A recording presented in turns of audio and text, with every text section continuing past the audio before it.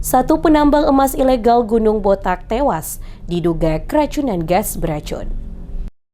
Seorang penambang emas ilegal di kawasan Gunung Botak, Pulau Buru, Maluku, dilaporkan meninggal dunia usai memasuki lubang galian sedalam 22 meter. Korban Safrudin Buton, 33 tahun, diduga menghirup gas beracun atau zat asam tinggi saat mengecek kondisi air di lubang galian miliknya. Peristiwa tragis ini terjadi pada dini hari sekitar pukul 1:15 waktu Indonesia Timur, setelah korban dan rekan-rekannya tiba di lokasi tambang ilegal yang dikenal sebagai kawasan Tanah Merah. Menurut keterangan saksi sekaligus rekan korban, awalnya mereka berangkat dari jalur D menuju lokasi tambang emas ilegal Gunung Botak pada Minggu malam, sekitar pukul 20.00 waktu Indonesia Timur. Rombongan penambang ini sengaja memilih jalur memutar melewati lereng gunung untuk menghindari pantauan petugas gabungan TNI Polri yang berjaga di pos pengamanan area tersebut. Setibanya di lokasi, korban dan saksi segera mengecek lubang galian emas milik mereka dan menghidupkan mesin alkon untuk menyedot air yang menggenang.